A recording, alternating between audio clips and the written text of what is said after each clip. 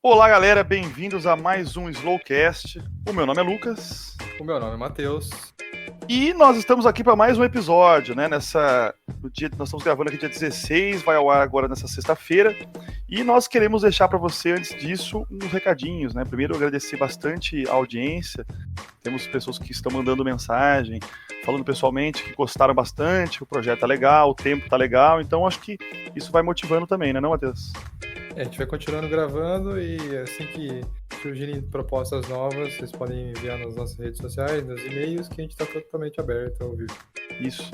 E também dizer que a promessa de expandir para outras plataformas, ela existe de fato. A gente vai ter que criar necessariamente as redes sociais do podcast para manter contato com a galera e também para expandir um pouco, né? Fazer com que essa ideia ela chegue também aos rincões do Brasil aí, já que a tecnologia permite, né?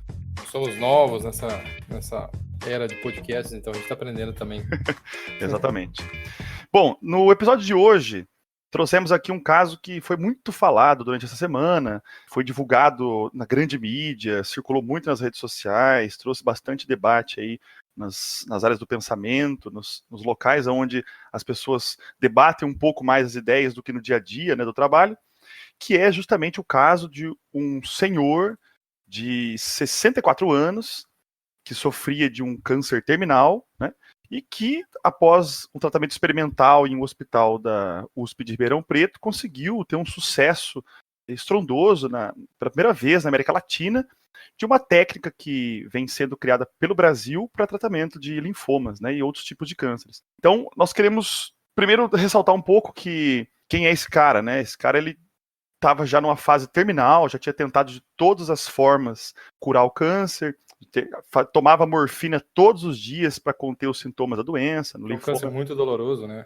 Sim, é um câncer muito forte, é um chamado linfoma não Hodgkins, segundo o Instituto Nacional do Câncer, é um tipo de câncer que se origina lá nas células do sistema linfático e que se espalha de maneira não ordenada, né? E existem mais de 20 tipos diferentes desse tipo de linfoma. Lembrando que o sistema linfático faz parte do sistema imunológico, que é aquele que ajuda o corpo a combater as doenças. E aí, como o sistema linfático está espalhado por todo o corpo, esse linfoma não Hodgkin ele pode se originar em qualquer lugar. No caso desse senhor, né, já tinha acontecido a metástase e estava espalhado por todo o corpo. Inclusive, teve até uma imagem que circulou, né, do mapeamento dessas células do corpo dele, todos os tumores espalhados pelo corpo, e depois do tratamento, uma redução drástica. Esse senhor, ele foi um voluntário de um experimento feito pelo laboratório da USP, que é justamente um hospital especializado nisso, né, um centro de terapia celular muito famoso lá em Ribeirão Preto. A partir do momento que ele fez esse tratamento, em pouco tempo ele começou a ter uma regressão muito grande daqueles sintomas. Coisa de dias. Em poucos dias, ele teve uma redução muito grande. Ele entrou no hospital em cadeira de roda, bastante debilitado, e logo em seguida começou a ter um ganho de peso, já estava com uma cor bastante próxima do saudável, conseguiu sair andando do local, saiu até isso, foi transmitido pelo Fantástico. Não foi comemorado apenas pela comunidade médica e científica, mas acho que por todo mundo, né? Afinal de contas, esse tipo de câncer ele acaba sendo mais comum nas fases mais idosas, e todo mundo sabe que obviamente, com o tempo, as nossas células vão se degenerando. Então, é esperado que um tratamento como esse acabe ajudando a gente a pensar em maneiras diferentes de chegar à velhice. Afinal de contas, o tratamento de câncer é algo que vem esperado pela ciência já há um bom tempo. Pô, mas e aí, Matheus, você que procurou um pouco mais sobre essa técnica, explica pra gente. Bom, primeiramente, essa técnica foi feita pelo CTC, que significa Centro de Terapia Celular da USP de Ribeirão Preto, que é a Universidade de São Paulo, uma universidade muito famosa aqui no Brasil, é uma das melhores.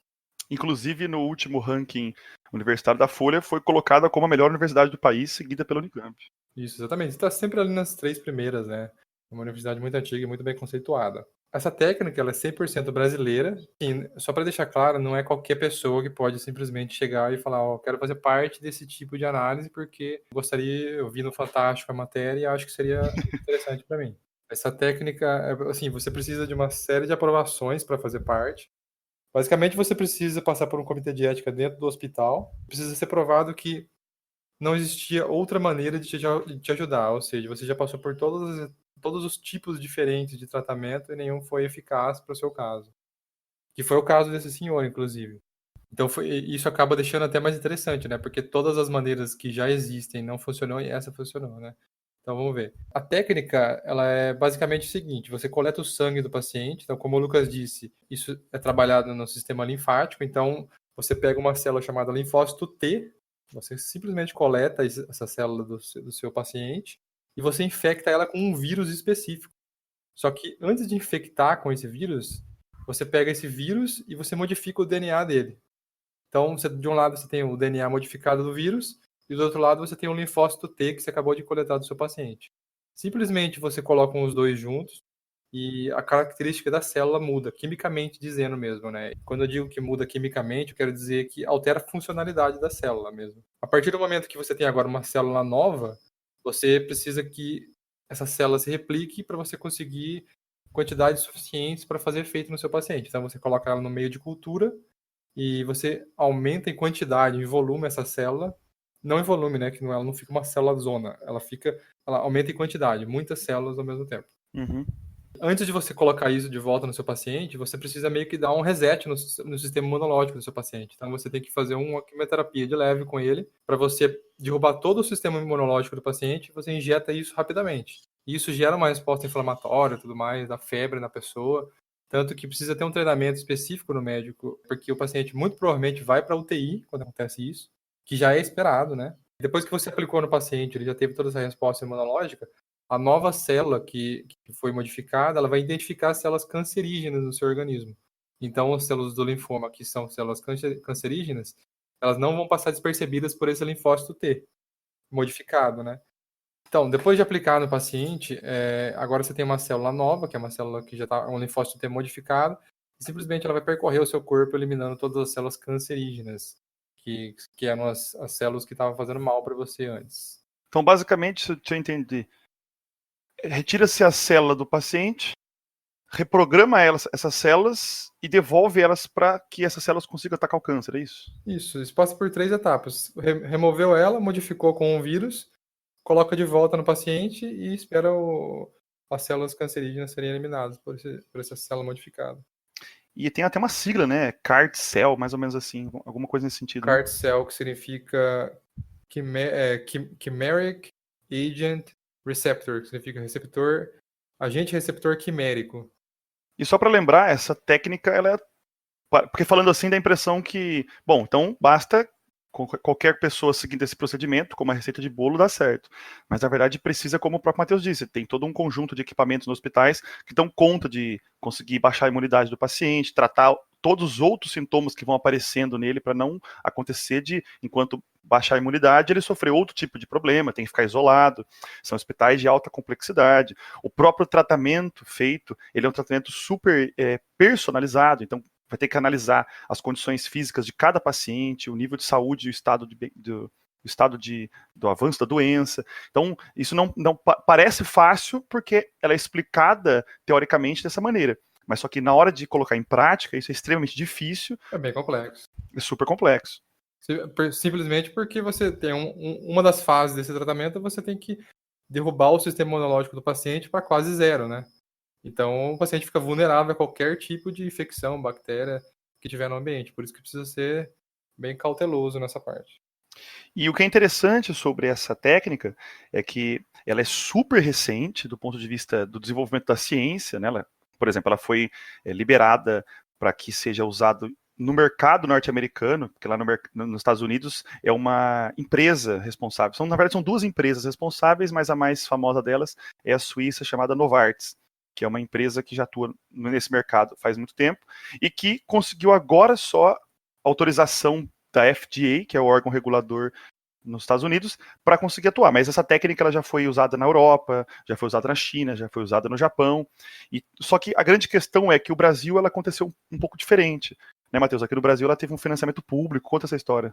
Aqui no Brasil, teve várias parcerias com esse CTC, mas as três principais foram a Fundação de Amparo à Pesquisa do Estado de São Paulo, né, que é a FAPESP, que recebe verba do governo do Estado de São Paulo, né, só para deixar claro.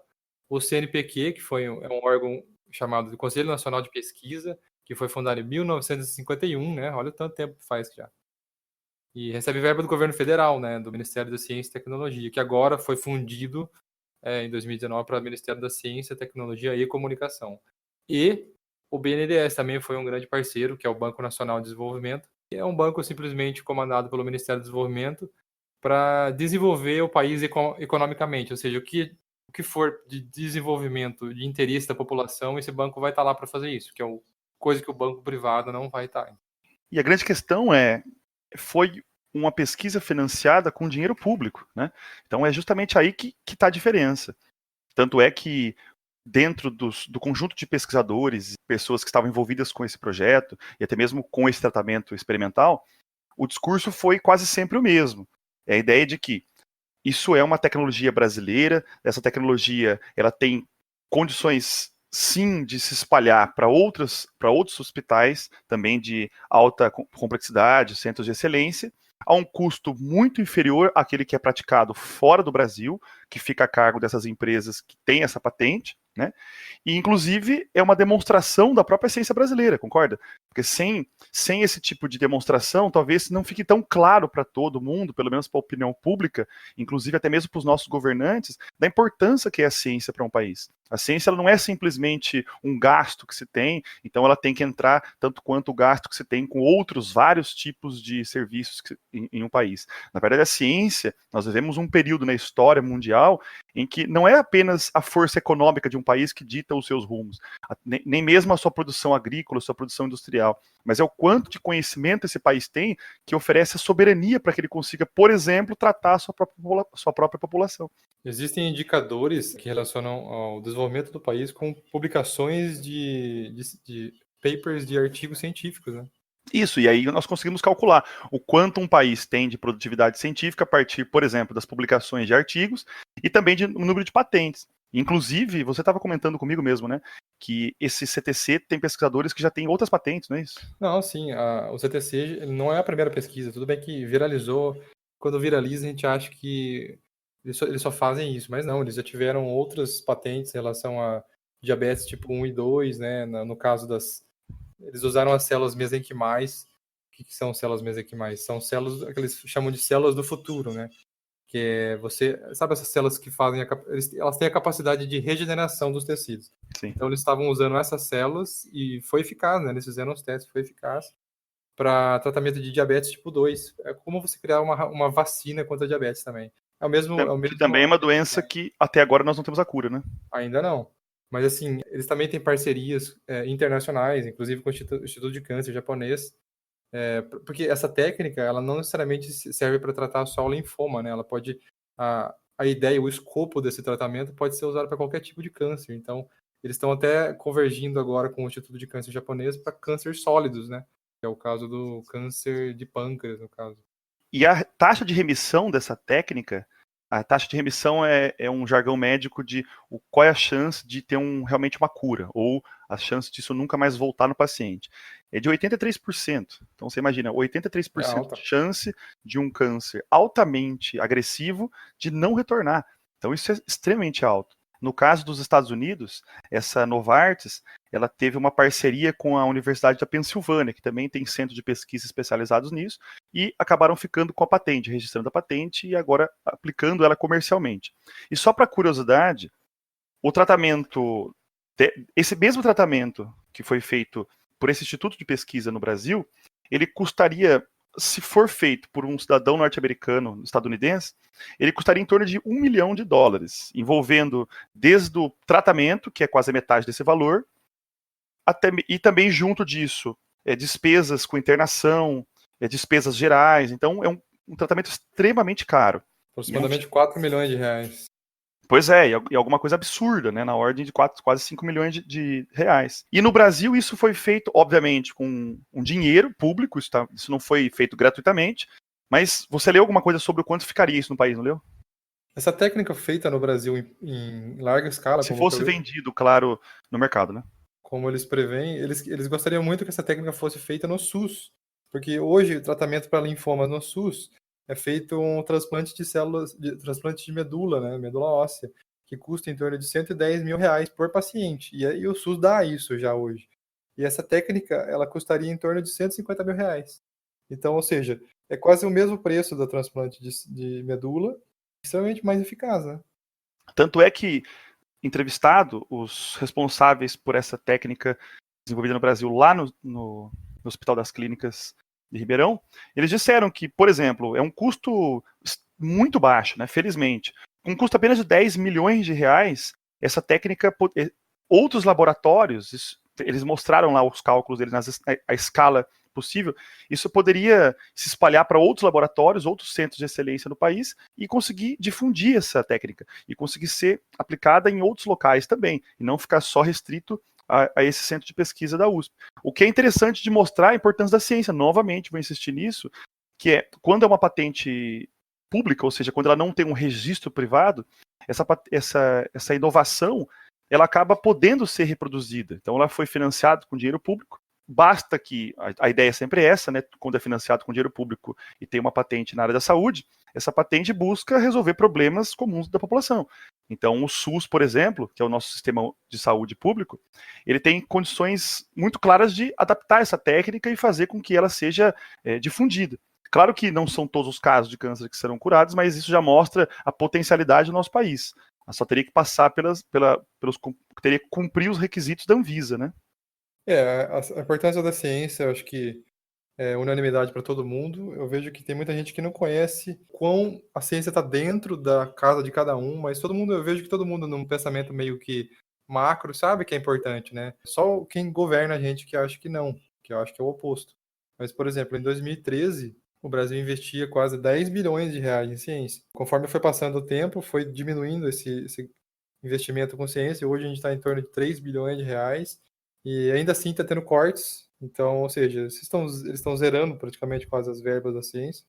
Então, tem muitas universidades federais que estão simplesmente sem condições de continuar atuando. Pagar a sua própria conta de luz, né? É uma situação bem precária mesmo. Então, está tendo ataques federais em relação a verbas federais e também está tendo ataques estaduais, né? No caso da Unesp, que a situação está bem tensa.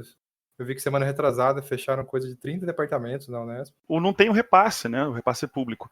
E lembrando que muitas dessas pesquisas, elas estão em andamento. Não necessariamente essa que ela já foi concluída, ela se mostrou bastante eficiente. Mas outras pesquisas estão em andamento. Então, outros pacientes estão ainda tendo tratamento para várias outras doenças. Então, quando se tem uma redução do investimento em ciência, as pesquisas elas são todas paralisadas, essas atividades elas são basicamente postergadas, e não se sabe, por exemplo, se essas pessoas que hoje estão envolvidas nessas equipes, elas terão condições de arcar com o seu bem-estar, a ponto de retornar depois de alguns anos para essa mesma pesquisa. Essas pessoas, muitas vezes, alguns pesquisadores, por exemplo, acabam deixando o Brasil. Isso, foi o caso daquela Suzana Herculano, que é uma geneticista também, que anunciou que estava deixando o Brasil. O Ministério de Ciência e Tecnologia pecou nessa. Pois é, aquele Miguel Nicoleles, aquele cientista famoso brasileiro também que atua internacionalmente, que vem desenvolvendo aquela forma de você conseguir conectar os movimentos motores ao cérebro, né? Então, aquele que deu pontapé na Copa. Lembra que ele criou todo aquele exoesqueleto, né? Que você conseguia fazer com que o seu pensamento guiava a sua forma de andar. Então, diversos saltos científicos, saltos tecnológicos, eles partem de pesquisas iniciais, então tudo começa de alguma forma, né? E não adianta, pessoal, não adianta que empresa privada, existem N tipos de pesquisas que precisam ser feitas, óbvio que toda pesquisa é válida, mas a pesquisa que realmente vai melhorar a vida da sociedade, da população, do seu irmão, do seu pai, da sua tia, do seu filho, não vai ser feita em universo privado, pelo menos. E se for feito, o custo disso é elevado, né? Porque justamente eles vão visar o dinheiro, né? Não o bem-estar. Agora, se é financiado pelo Estado, o propósito é outro, entendeu? Inclusive, vários outros tratamentos, por exemplo, isso já foi várias vezes divulgado, que são feitos no Brasil pelo próprio SUS, são tratamentos que o custo disso para o Estado existe. Obviamente, nós sabemos que o Estado precisa da arrecadação para poder arcar com tudo isso. Isso precisa de uma saúde econômica bastante consistente, mas nós não podemos abrir mão disso, né? Porque a economia ela vai tendo seus altos e baixos, e nós não podemos simplesmente deixar com que cortes na ciência comprometam o futuro da nossa medicina, né? E as empresas privadas hoje no Brasil, elas investem em coisa de 47% só do que... Vamos pensar numa esfera de 100% mundial, elas investem 47%. ao passo que as empresas na Europa, nos Estados Unidos, na Ásia, no caso da China e Coreia do Sul, chegou a patamar de 75%, entendeu? Então, o Estado no Brasil tem uma importância grande no financiamento público de pesquisas, né? Precisa. As próprias universidades públicas brasileiras são aquelas responsáveis pela maior parte do investimento em ciência, né? Uma outra coisa interessante é que esses pesquisadores que desenvolveram essa técnica aqui, eles foram perguntados sobre, mas e aí, já dá para imaginar que essa técnica pode ser usada, pode ser feita em larga escala, né? Porque a pergunta é essa. Esse cara foi um experimento bastante particular, foi um experimento que teve um tempo de maturação e agora estão colhendo resultados. Mas aí eles responderam o seguinte, que a partir do momento que eles conseguiram ver que isso tem eficácia, né, as imagens mostram isso, nós vamos deixar até como capa desse podcast isso, daria para fazer uma por mês. Olha que interessante, porque ainda depende de um processamento laboratorial, então pessoas, equipes preparadas, disponíveis para isso, com dedicação, com tempo, é manual, tem todo um cuidado. Então daria para fazer uma vez por mês isso. E agora, cara, pensa só, Matheus, a felicidade desse cara, ele estava lendo sobre o relato do retorno dele para casa, ele falou o seguinte, ó, o primeiro prato de comida que eu comi, cara, acordar de manhã, tomar café, ficar olhando a paisagem, sabe? É como se ele tivesse nascido de novo. É uma pessoa que tinha dado tudo como perdido já, né? Os médicos tinham dado para ele menos de 1 ano de vida e já fazia quase 1 ano. Ou seja, ele estava realmente nos últimos momentos, assim, se ele não tivesse passado por isso. Pois é, e uma coisa interessante foi que quando ele chegou em casa, né, e depois ele deu várias entrevistas, enfim, mas ele chegou a dizer que, olha, agradeço muito aos médicos, mas também foi um pouquinho de fé. Depois de todo esse trabalho. Mas assim, tudo bem, ele merece. Mas assim, a ideia desse podcast era levantar um pouco esse debate, mostrar para vocês o quanto o investimento em pesquisa ele é certeiro. Pode não parecer agora, mas ninguém imaginava que durante o início dessas pesquisas resultaria nessa consequência.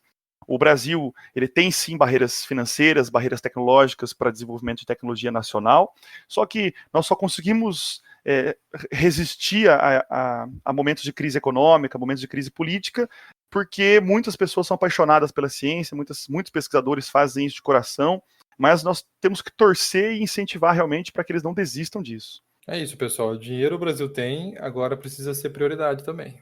Recado, Matheus, para o finalzinho? Bom, eu agradeço a todo mundo que ouviu a gente hoje e gostaria de pedir para vocês, se vocês gostaram do podcast, sigam o podcast, mostrem para quem você gosta. Eu acho que é uma informação muito relevante. Sei lá, eu acho que compensaria muito vocês compartilharem isso. Quanto mais essa informação circula, é mais importante para todo mundo, né? A gente está fazendo aqui tudo isso numa boa fé. Então é isso. Beleza. Bom, então semana que vem a gente se encontra. Um abração e se cuidem. Tchau, pessoal.